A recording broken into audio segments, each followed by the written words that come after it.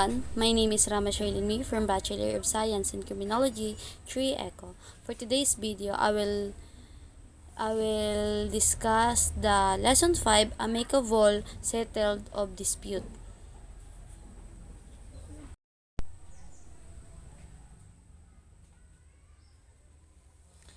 First, define the following.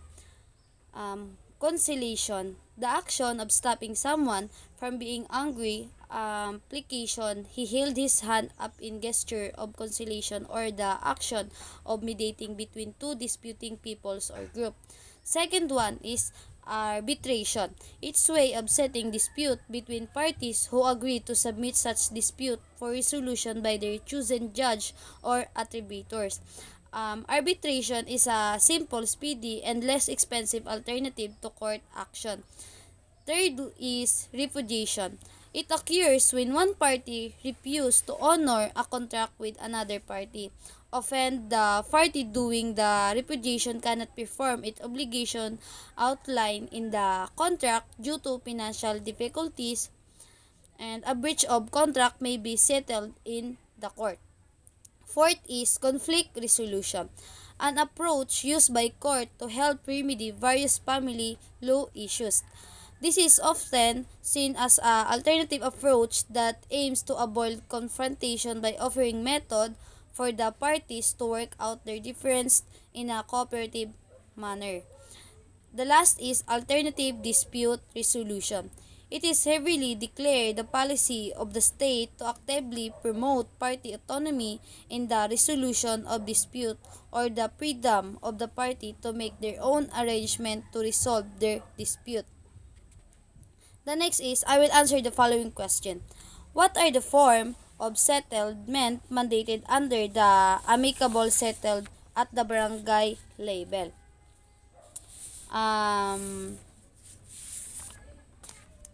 The amicable settlement shall be written in a language or dialect known to the parties, signed by them, and attested to by the lopon chairman or the pangkat chairman, as the case may be.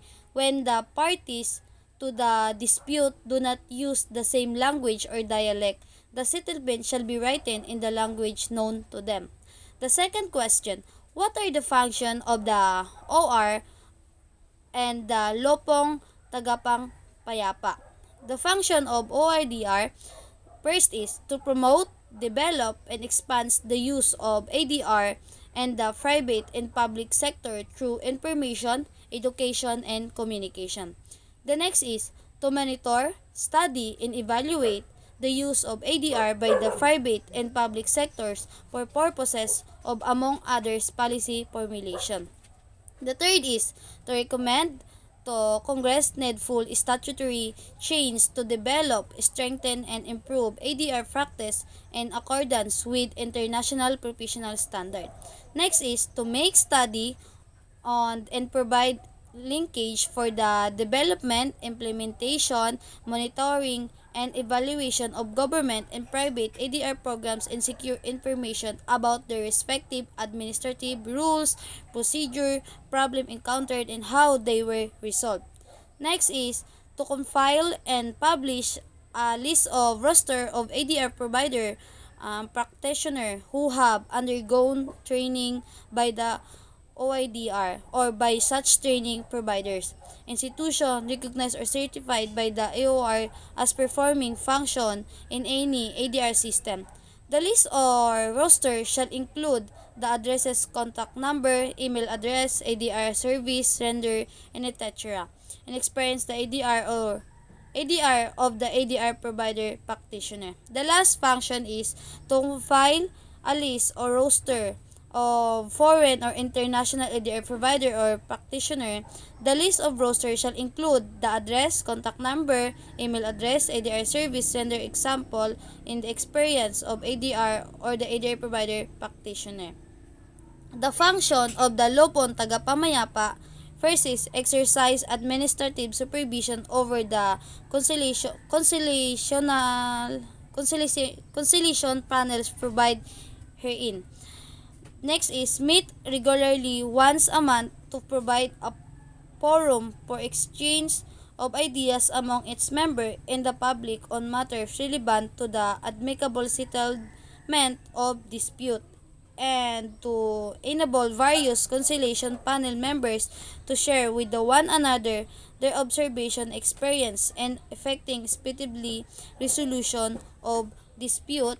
And the last is exercise such other powers and perform such other duties and function as may be prescribed by law or ordinance. The third question, how does international arbitration differs from domestic arbitration in relation to the rules of alternative dispute resolution system? While domestic arbitration provide an alternative to a court disposition, oftentimes in international arbitration, there is no ready court or law to return to those ADR. It is even more important in international dispute. Also, while international arbitration is more established, international mediation may also be an ideal solution. Domestic arbitration parties enjoy the flexibility and lower cost of mediation and arbitration compared to litigation. In international dispute, this advantage of magnified when international parties cross national boundaries. There are few reliable judicial bodies to adjudicate their dispute.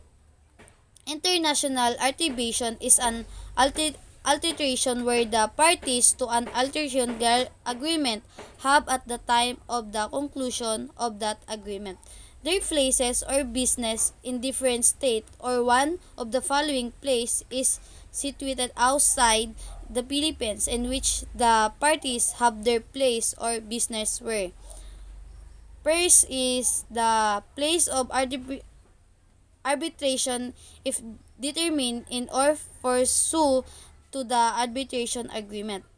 Second is any place where a substantial part of the obligation of the commercial relationship is to be performed, or the place with which the subject matter of the dispute is most closely connected, or the parties have expressly agreed the subject matter of the arbitration agreement relates to more than one country.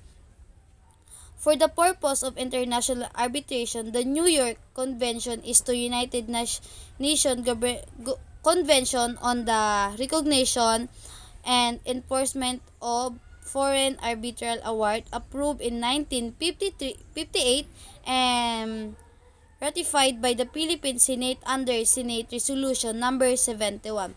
Last is domestic arbitration is the arbitration that is not international. The fourth question, what are the different instances where the parties may go directly to court? The parties may go directly to court in the following instant: where the accused is under detention; second, where the person has otherwise been deprived of personal liberty, calling for habeas corpus proceeding; and third is where action are coupled with provisional remedies such as preliminary injunction, attachment, delivery of personal property in support pendants lists, and where the action may otherwise be varied by the statute of limitation. The last question, describe the character of office and service of the Lupon member. The Lupon members, while in the performance of their official duties or on the occasion thereof, shall them as person authority as defined in the revised final code. The lupon of pangkat members shall serve without compensation except as provided under the code. The Department of the Interior and Local Government shall provide for a system of granting economic or other incentives to the lupon or pangkat member who adequately demonstrate the ability to judiciously and expeditiously resolve case referred to them. While in the performance of their duties, the lupon or pangkat member where the public or private employment shall be deemed to be a official time and shall not suffer or suffer from any diminution and compensation or allowance from said employment by reason thereof. That's all. Thank you.